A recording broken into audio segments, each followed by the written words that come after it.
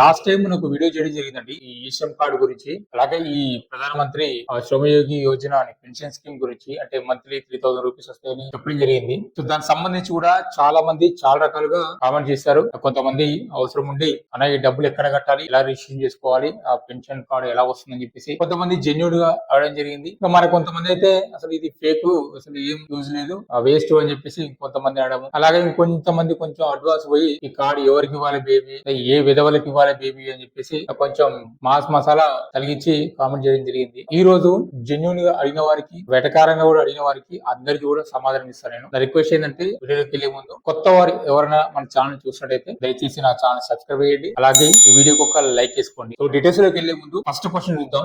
First అడుగుతున్నారు pension ఎలా apply చేయాలి సార్ అడుగుతున్నారు. అలాగే ఎవరికి కట్టాలి, ఎలా కట్టాలి సార్ అని మరొకరు అడుగుతున్నారు. అండ్ ఈశ్రమ్ కార్డ్ కి ఎలా అప్లై చేసుకోవాలని మరొకరు కూడా అడుగుతున్నారు. మరొకరు సార్ మెసేజ్ వచ్చింది, మంత్లీ ఎక్కడ పేమెంట్ చేయాలి, ప్లీజ్ రిప్లై సార్ అని అడుగుతున్నారు. అలాగే నెక్స్ట్ వచ్చేసి ఈశ్రమ్ కార్డు ఎలా అప్లై చేయాలి అని అడుగుతున్నారు మళ్ళీ వేరెవరు. అలాగే నాకు మెసేజ్ వచ్చింది, ఎక్కడ వెళ్ళాలి బ్రదర్ అని అడుగుతున్నారు. సో వీళ్ళందరికీ కూడా ఒకటే సమాధానం అండి. ఈ వీడియో కింద డిస్క్రిప్షన్ లో ఒక లింక్ ఇస్తాను, ఆ లింక్ ఓపెన్ చేయండి. లింక్ ఓపెన్ చేయండి, దాన్ని ఏం చేయాలనేది నేను ఇప్పుడు వీడియోలో చూపిస్తాను. సరే చూడండి. ఇక్కడ చూడండి, నేను డిస్క్రిప్షన్ లింక్ ఇచ్చాను కదా, ఆ లింక్ ఓపెన్ చేయగానే ఇట్లా డాష్ బోర్డ్ ఓపెన్ అవుతుంది. ఇక్కడ చూడండి, ఇక్కడ ministry of labour and employment and ministry of agriculture and farmer welfare. దీనికి సంబంధించి, ఎందుకంటే ఇది పిఎం కిసాన్ సంబంధించి కూడా మాన్ధన్ స్కీమ్ ఉందండి. మీరు ఒకసారి చూడండి, పిఎం కిసాన్ రిజిస్టర్ చేసినప్పుడు కూడా మీరు మాన్ధన్లో భాగస్వాములు అవుతారని చెప్పేసి అడుగుతుంది అక్కడ రిజిస్ట్రేషన్ అప్పుడు. ఎస్ అంటే ఎస్ అని, నో అంటే నో అని. చాలా మంది నో అని పెట్టుకుంటారు, కానీ ఎస్ అని పెట్టుకున్న వాళ్ళకి మంత్లీ ఇంత కట్ అయిపోయి వాళ్ళకి 60 years కాగానే రైతులకు కూడా అమౌంట్ అనేది రావడం జరుగుతుంది పెన్షన్ రూపంలో. ఓకే, ఒకవేళ కొత్తగా ఎవరైనా రిజిస్ట్రేషన్ చేసుకున్న వాళ్ళైతే ఎస్ అని పెట్టుకోండి. ఓకే, సో ఇక్కడ చూడండి, సెల్ఫ్ ఎన్రోల్మెంట్ అని ఒకటి, సిఎస్సి విఎల్కి సంబంధించి ఒకటి, అడ్మిన్ లాగిన్ ఒకటి, ఈ 3 రకాలు ఉన్నాయి. అంటే మీరు సొంతంగా కూడా ఎక్కడికి వెళ్లకుండా మీరు సొంతంగా కూడా చేసుకోవచ్చు. అలాగే మీకు వీలవ్వట్లేదు, మీకు ఐడియా లేదంటే మీరు దగ్గరలో ఉన్న సిఎస్సి సెంటర్కి వెళ్ళైనా సరే చేసుకోవచ్చు. ఇది వాళ్ళకి ఇచ్చినది. అలా కాదు, మాకు సిఎస్సి సెంటర్ కూడా తెలియదు, అలాగే సెల్ఫ్ ఎన్రోల్మెంట్ కూడా రాదు అంటే ఎల్ఐసి ఆఫీస్ అండి, ఇది ఎల్ఐసి వాళ్ళకి ఇవ్వడం జరిగింది.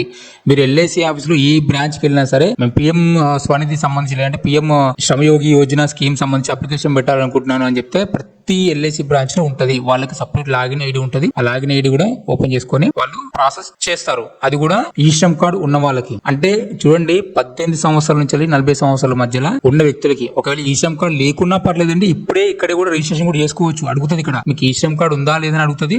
లేదంటే నో అని పెడితే డైరెక్ట్ గా సరే ఫస్ట్ రిజిస్ట్రేషన్ చేసుకోండి అని చెప్పేసి ఇంకొక లింక్ ఓపెన్ అవుతుంది ఆటోమేటిక్ గా. సో ఇది నేను ఎక్కువ చెప్పట్లేదు, ఎందుకంటే మనకి వీడియో లెంత్ ఎక్కువ అవుతుంది అని చెప్పేసి నేను ఎక్కువ చెప్పట్లేదు. కావాలంటే నెక్స్ట్ వీడియోలో సపరేట్ గా అన్ని చూపిస్తాను నేను.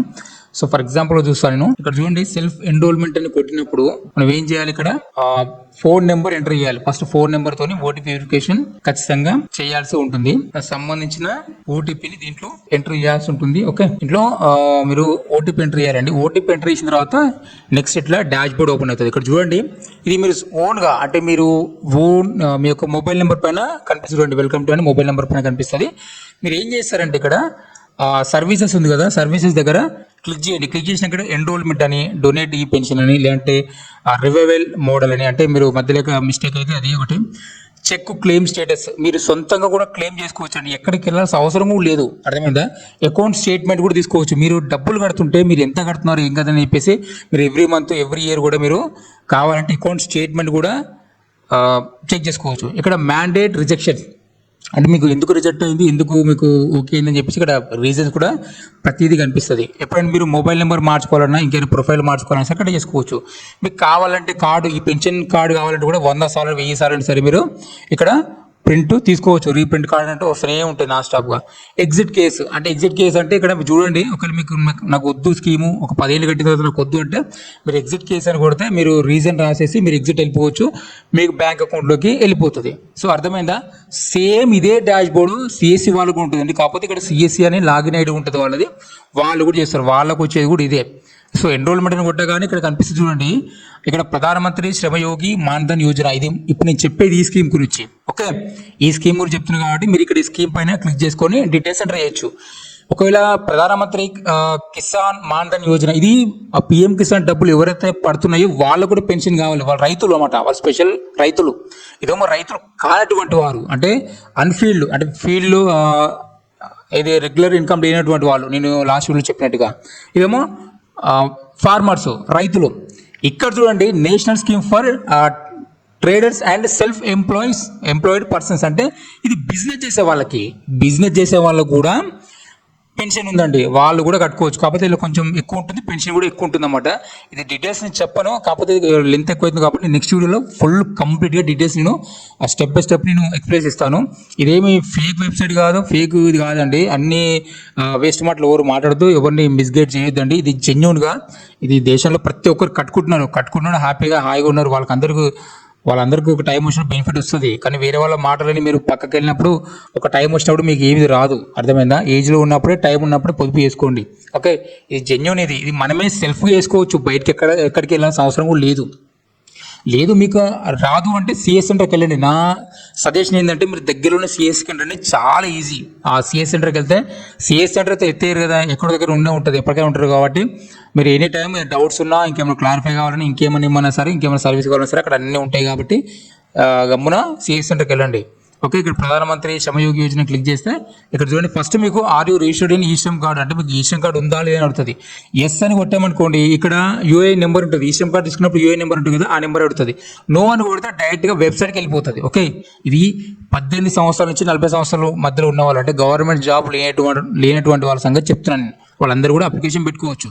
ఓకే, సో ఇది నేను వీడియో లెంత్ ఎక్కువైతే నాకు, అందుకని నేను ఇక్కడతో స్టాప్ చేస్తున్నాను. నేను మళ్ళీ నెక్స్ట్ వీడియోలో కూడా దీని గురించి కంప్లీట్గా చెప్తాను. ఓకే, ఇదేమి ఫేక్ కాదండి, ఇది జెన్యున్గా. ఇది మనకు తెలంగాణ ఏపీలో తప్పితే నార్త్లో మాత్రం ఇది ప్రతి ఒక్కరికి ఉంటుంది. ప్రతి ఒక్కరు పెన్షన్ తీసుకుంటారు కూడా ఆల్రెడీ. మీకు అవసరం లేదంటే మీరు ఎప్పుడు ఎనీ టైం డ్రాప్ కావచ్చు. మీరే సొంతంగా ఏ ఆఫీస్కి వెళ్ళాల్సిన అవసరం లేదు, అన్నీ ఆన్లైన్లోనే ఉంది మొత్తం.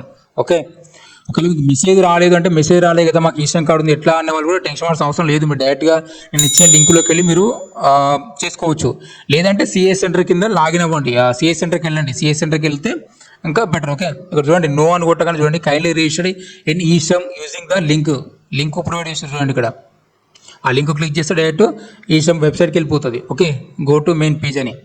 ఇది ఓకే, దీంట్లో అయితే ఫేక్ లేదు, ఇది ఒరిజినల్గా. ఇంకొకటి, ఇది వెళ్ళిపోతాను కూడా ఏం ఆలోచించి చట్టం చేశారండి. ఇది ఇప్పుడు ఎల్ఐసి ఎట్లా చట్టం, ఇప్పుడు ఎల్ఐసి కట్టుకున్న వాళ్ళందరికీ గవర్నమెంట్ మారినంత మాత్రం ఊదు కదా. ఇది కూడా ఒక ఇండిపెండెన్స్. ఇది కూడా ఈ లేబర్ అండ్ ఎంప్లాయ్మెంట్ అనేది కూడా ఒక ఇండిపెండెన్స్. ఇప్పుడు కాదు, ఎప్పటి నుంచి ఉండేది. ఇది గవర్నమెంట్ కదా, అది పార్టీకి ముడిపెట్టొద్దు. ఓకే, ఇది నేను నెక్స్ట్ వీడియోలో మాత్రం ఫుల్ డీటెయిల్స్ గా చెప్తాను, స్టెప్ బై స్టెప్. ఓకే, చూసారు కదా. సో నేను వీడియో లెంత్ ఎక్కువైతే చెప్పేసి నేను అది కంప్లీట్ గా నేను చెప్పట్లేదు. సో చాలా సింపుల్ అండి, చాలా ఈజీ ప్రాసెస్ కూడా చేసుకోవడానికి. నాకు తెలిసి సెంట్రల్ గవర్నమెంట్ ప్రవేశపెట్టిన స్కీమ్స్ లో ఇది బెస్ట్ స్కీమ్ అనమాట. ఇది ఓకే, పెన్షన్. ఎందుకంటే 60 years తర్వాత అనేది వారి పరిస్థితి ఎలా ఉండదో తెలియదు కదా. ఇప్పుడు మనకు కష్టపడేటప్పుడే మాట ఎంత, మాట 50 పడుతుంది అంతే. నెలకు 50 పోనీయండి, సరే మనం ఉంటామా 60 ఏళ్ళు అనే నమ్మకం లేని కట్టకండి. నమ్మకం ఉండి బతుకుతాం అనుకున్నాను కట్టుకోండి. ఎందుకంటే కట్టే వాళ్ళని చెడగొట్టద్దు. మిగతా కామెంట్ చేశారు, వాళ్ళు కూడా స్టెప్ బై స్టెప్ చెప్తాను నేను. మహేంద్ర గారు అడుగుతున్నారు, నాకు ఎప్పుడు వచ్చింది కానీ ఒక్కసారి కూడా మనీ రాలేదు. అంటే ఇది అర్థం కాలేదు. ఈశ్రమ్ కార్డ్ పెన్షన్ అంటున్నారా, మరి ఈశ్రమ్ కార్డ్ ఇన్సూరెన్స్ అంటున్నారా? ఇన్సూరెన్స్ రావాలంటే ఈశ్రమ్ కార్డ్ వ్యక్తి చనిపోవాలి, లేదంటే ఇంజూర్డ్ కావాలి, అప్పుడు దాన్ని క్లెయిమ్ చేయడానికి అవుతుంది. ఒకటి పెన్షన్ కావాలంటే, పెన్షన్ మీరు కట్టి ఉంటే, మీకు 60 సంవత్సరాలు దాటి ఉంటే మీకు పెన్షన్ వస్తుంది. నెక్స్ట్, చనిపోయిన వారికి బీమా ఎక్కడ అప్లై చేయాలి, ఎవరు మాకు తెలియదు అంటున్నారు. వేస్ట్ కార్డ్ ఇది, ఎవరు నమ్మొద్దు. నేను 4 రోజులు తిరిగాను. కేబి రాము 1992 ఉంది.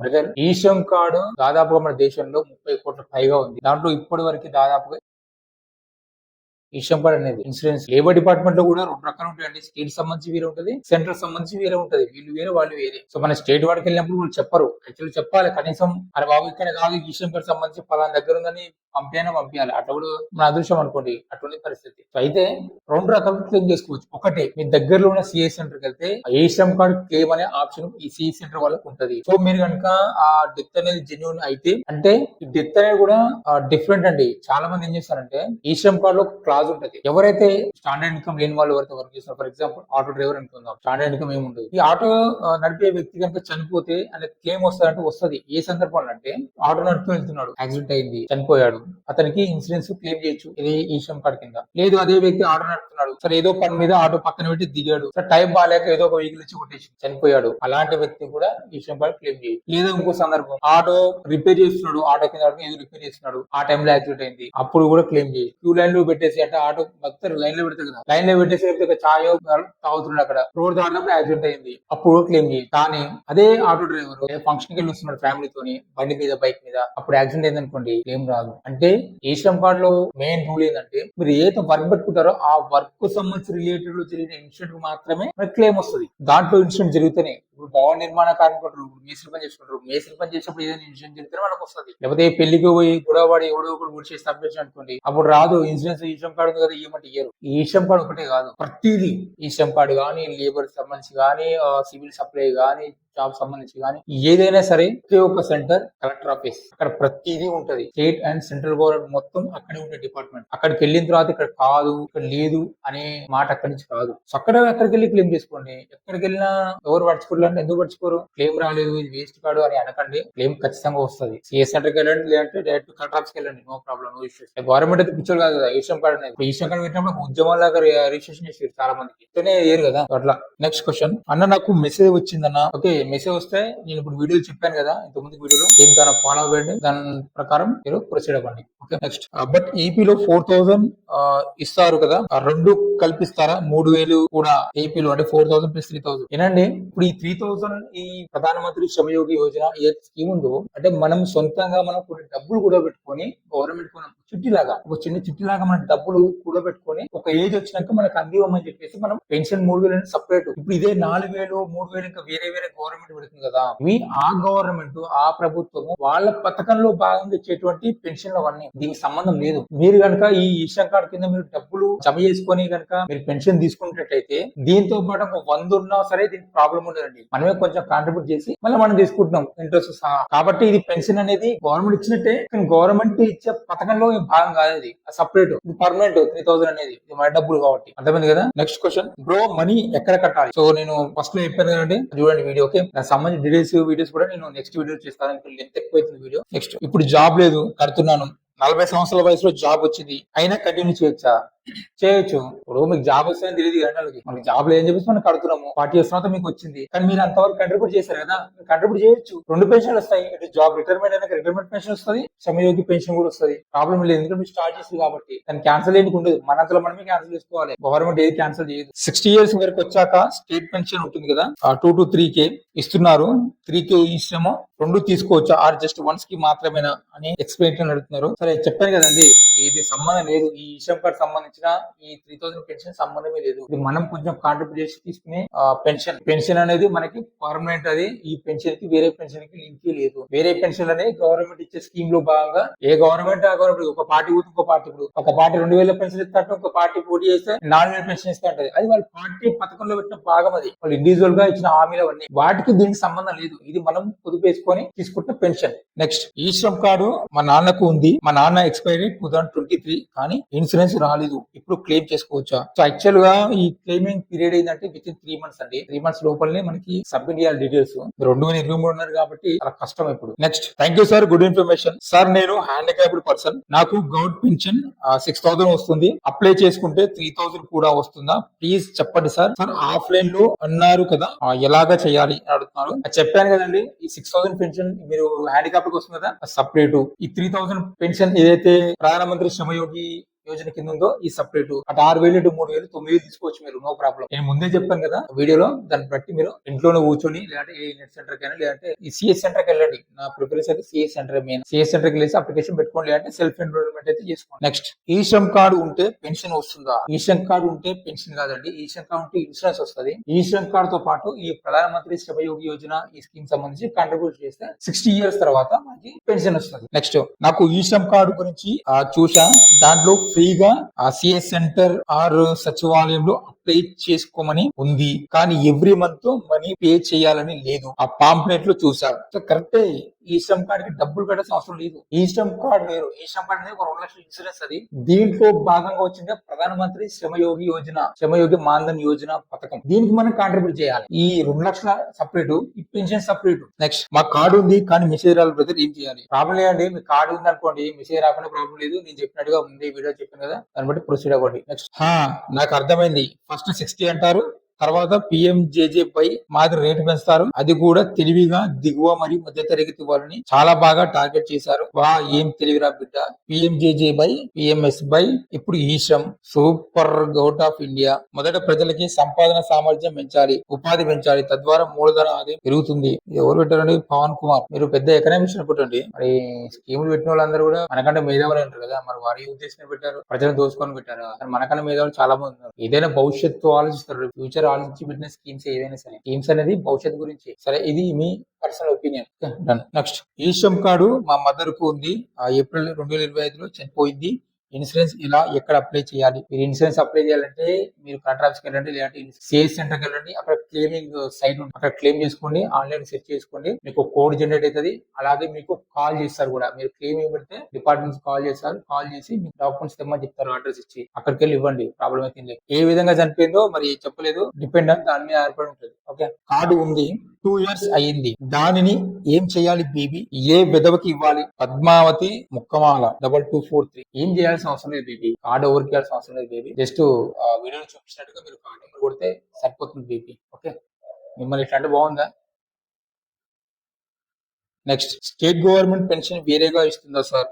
డెఫినెట్లీ స్టేట్ గవర్నమెంట్ ఇచ్చేయండి. ఆ పార్టీలో వాళ్ళు ఇచ్చిన హామీలో భాగంగా ఇచ్చే పెన్షన్లు. ఇది దీనికి సంబంధం లేదు. ఇది మనం కాంట్రిబ్యూట్ చేసుకొని మనం తీసుకుంటున్న పెన్షన్. ఓకే, సో ఇదండి ఇయాల్టి వీడియో. And thank you for watching. జై హింద్.